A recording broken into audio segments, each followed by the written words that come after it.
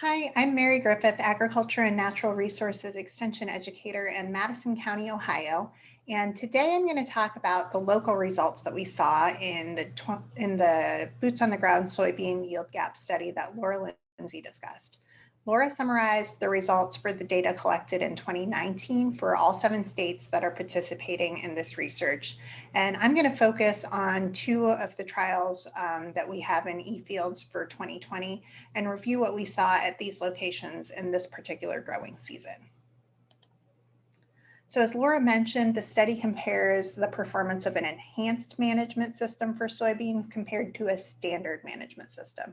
And the enhanced management system is based on practices that were identified by soybean specialists in a previous study, including Laura, as having the biggest potential to increase yield and profit for a given climate and soil type for soybeans.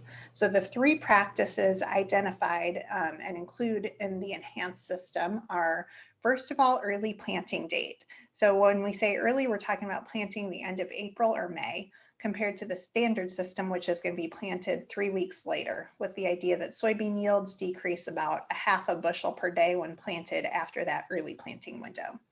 So the other thing is foliar fungicide and insecticide application at the R3 growth stage. The R3 stage is when pods are real little, about 3/16 of an inch long, and that's typically the recommended timing for fungicide and insecticide applications because this is the stage when pods are starting to develop and yield can really be impacted by disease or insect pressure if it's there at that time. And last, the enhanced system also has a lower seeding rate, around 130,000 seeds per acre compared to 160,000 seeds per acre in the standard system. So the idea here is that the higher seeding rate, again, will create a dense crop canopy that can allow diseases like white mold to really thrive in that environment with little airflow. In 2019, as Laura mentioned, we had 48 replicated trials in the 7-state area set up to compare the enhanced system to the managed or the standard system. In 2020, there were 53 trials, with 9 of those being in Ohio. And looking at all 53 trials in 2020, there was an average 3.2 bushel per acre yield increase using the standard or the enhanced management treatment compared to the standard. So the average yield increase seen in 2020 is smaller than the average yield increase that we saw in 2019. And it seems like a lot of that is due to 2019 having more favorable spring weather to allow earlier planting. In 2019, both the standard and enhanced trials were planted on average. Window for both systems could be a big part of the reduction in yield benefit that we saw in 2020 for the early planting. So now I want to take a look at what we saw in each of the trials that in 2 of the trials that we have published in e-fields for this year. There's a 3rd trial in Auglaize County that's also included in e-fields, but I'm only going to talk about the 2 that I was involved in with my neighboring counties in Clark County and Pickaway County. So the first trial I want to look at was in Clark County. The enhanced treatment was planted on May 13th, with the standard treatment planted 3 weeks later on June 3rd. Each treatment was harvested on November 3rd. And you can see that in April and May in this area, we had a lot of rain. So the planting dates were a little later than they would ideally be. So they did actually get some timely rains in July and August in this area. So there wasn't a lot of drought stress, and there also wasn't a lot of disease or insect pressure in this particular trial. In this trial, these are the results. The enhanced system did yield a little higher, but there was no statistical difference in those yields.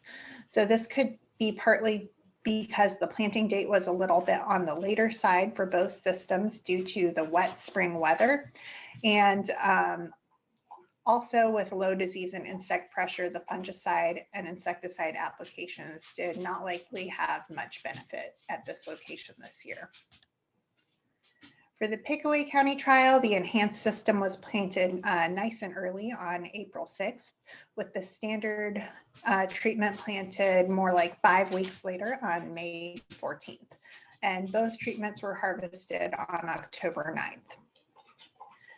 Now, if you look at the weather information, the red line shows the maximum temperature for the day and the blue line shows the minimum temperature. And the black vertical lines show our planting and harvest dates. So you might be able to see that after our nice early planting date of April 6th, there were actually 2 dates where we had a hard frost in this location before the standard system was planted. So we had a hard frost May 9th and May 12th.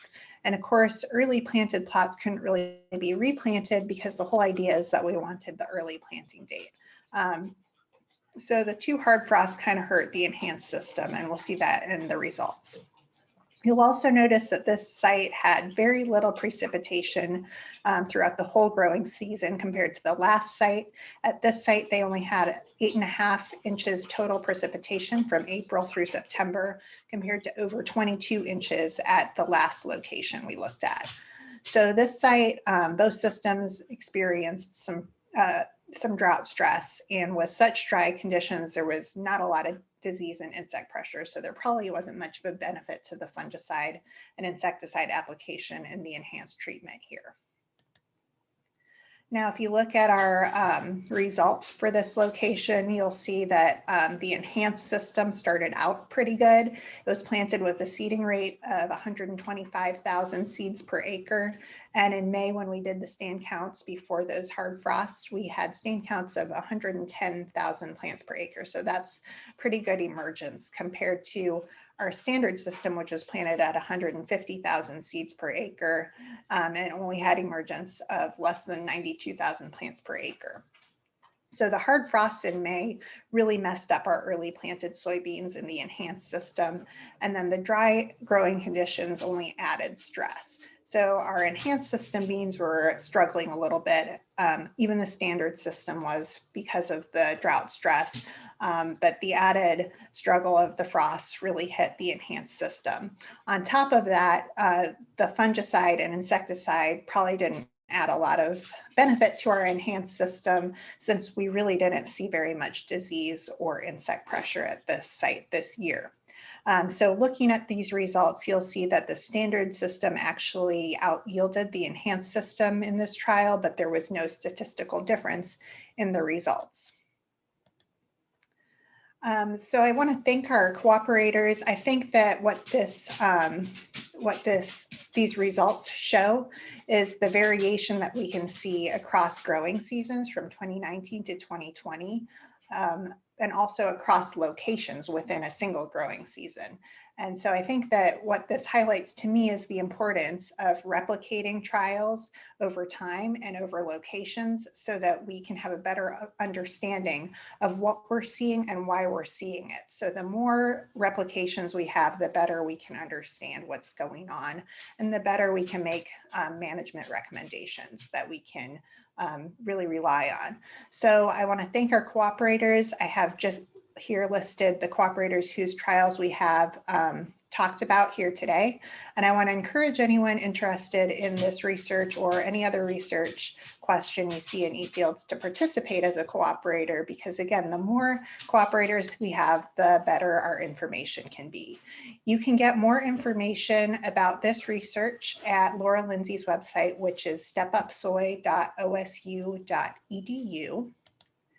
And here's my contact information. I'm happy to talk with anyone that's interested in knowing more about this. So thank you for being here today and for your attention.